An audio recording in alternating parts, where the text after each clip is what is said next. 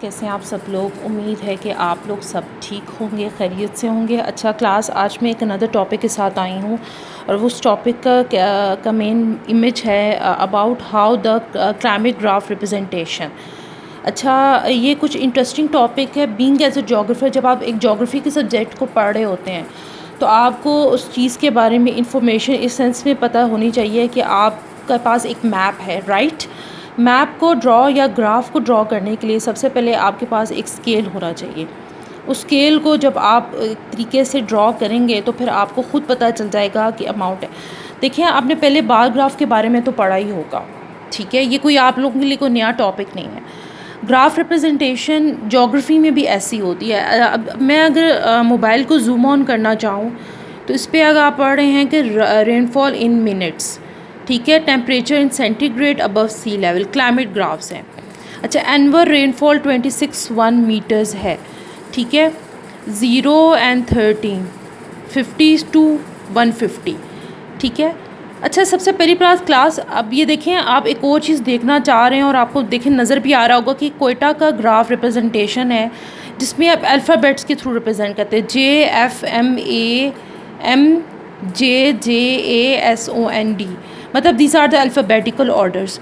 ये ग्राफ है, ये आपको 13 के साथ करनी है और ये 50 से 150 तक आप इसको रिप्रेजेंट करते हैं।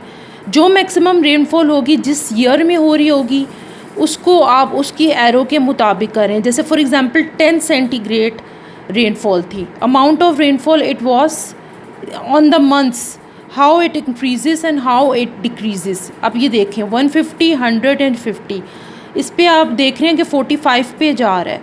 45 से जब आप बिल्कुल डाउनफॉल पे जा रहे होंगे तो ये एरो आपको ख़ुद रिप्रेजेंटेशन दे रहा होगा। उसके बाद आ जाता है ये पेशावर की जो सेंटीग्रेड्स हैं ये आप इस तरीके से रिप्रेजेंट करते हैं। 10 डिग्री है तो 10 डिग्री आपका किस लेवल पे जा रहा होगा, 25 पे, ठीक है। मीन्स यानी अगर आपने in a geographical point of view अगर आपने कोई ग्राफ रिप्रेजेंट करना है, ग्राफ बनाना है, तो ग्राफ को ड्रॉ करने के लिए आपके पास एक एरो सिंबल होना चाहिए in the 4 bar life, right. उसको आप एक एरो के साथ रिप्रेजेंट कर लें, ठीक है, और उनको आप इक्वल्स वाइज इस तरीके से प्रेजेंट करें। उसके बाद आ जाता है मुल्तान जो एरोज़ होंगे उसके बाद आप उसको उस तरीके से रिप्रेजेंट करेंगे।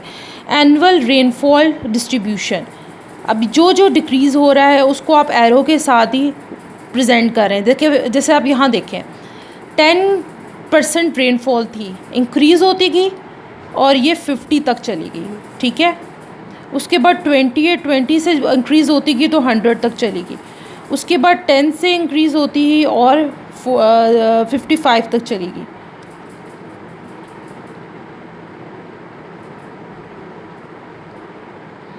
ठीक है, लाहौर की रेनफॉल है, लाहौर की रेनफॉल डिस्ट्रीब्यूशन इस तरह रिप्रेजेंट होगी।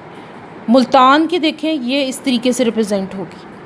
उसके बाद मरी की है वो इस तरीके से रिप्रेजेंट होगी। एनुअल रेनफॉल जैसे रिप्रेजेंटेशन होती रहती है उसको आप उसी तरह एरोज़ के मुताबिक करेंगे। Make it sure that it has to be accurate, not in practical but has to be accurate. मतलब जितनी 10% अगर रेनफॉल है, राइट, 10% अगर रेनफॉल है तो 10 को आप उसी एरो के साथ इक्वल के मुताबिक डिवाइड करेंगे। जो कंट्री जिस लेवल को रिप्रेजेंट कर रही होगी आपने उस एरो को उसी के मुताबिक करना है। इसके लिए प्रॉपर ये देखिए स्केल है। ग्राफ के लिए भी एक स्केल होता है, ये मैं आपको बात बता दूं कि ग्राफ के लिए एक स्पेशल स्केल होता है जिस पे आपने उस स्ट्रक्चर को ड्रॉ करना होता है, राइट। जैसे 100, 200, 300, 4 and 5 किलोमीटर है। अब आप देखें 100 तक था ना, पहला अगर आप देखना चाह रहे हैं तो 100 था, राइट। आपने 100 तक स्टॉप कर लिया, उसको फिलअप कर लिया। सेकेंड किस पे था, सेकेंड एरो जो था वो 300 पे था। जो एरोज़ होंगे उसको स्केल देखें, मेरी बात सुने। सबसे पहला पॉइंट ये होता है कि स्केल इसलिए रिप्रेजेंट किया जाता है कि अगर आपको स्केल रिप्रेजेंटेशन का पता होगा तो तब भी आप एक स्केल को या ग्राफ को रिप्रेजेंट कर सकेंगे। कोई भी चीज़ इन टेक्निकल ज्योग्राफी में सबसे पहली चीज़ ये होती है कि आपने अनप्रैक्टिकली काम को नहीं करना होता। जो भी स्केल आपके पास गिवन होगा आपने उसी की ही अनप्रैक्टिकली ड्रॉ करना होगा, ठीक है। तो मेक श्योर कि एक जगह पे सबसे इम्पॉर्टेंट चीज़ ये है कि एक जगह पे आपने इसके एरोज़ बताने हैं और कुछ एक जगह पे आपने इसके परपेंडिकुलरली बताना है। मरी का है तो मरी के एनुअल रेनफॉल कि जितना भी होगा उतना आपने उसको बार के साथ रिप्रेजेंट करना है। जितना ड्रॉ होगा उसको उसी के अकॉर्डिंगली ड्रॉ करना है। इंक्रीज़ होगा तो इंक्रीज़ करना है, डिक्रीज़ होगा तो डिक्रीज़ होगा। इंक्रीज़ एक जगह पे एनुअल रेनफॉल की डिस्ट्रीब्यूशन होगी, सेकंड पे ड्यूरेशन होगी। ये 10th मंथ में ये रेनफॉल, ये मंथ्स आ जाएंगे, ये ड्यूरेशन आ जाएगी। 10th मंथ पे होगा तो ये आपका हो जाएगा 50 पे, 20 पे होगा तो 100 पे, 40 का होगा तो 200 पे, 50 का होगा तो 500 पे। ठीक है, जैसे लेवल बढ़ता जाएगा उसी के मुताबिक आपने इसको इंक्रीज़ करते जाना है। और वो लेवल ऑफ प्रेसिपिटेशन या बार ग्राफ में scale is the most important thing. ये मैं पहले भी आपको बात बता रही हूँ कि स्केल अगर आप नहीं रिप्रेजेंट करेंगे तो स्केल का काम आपके लिए स्केल के बगैर आपके लिए काम करना बहुत ज़्यादा it quite be little bit difficult, right.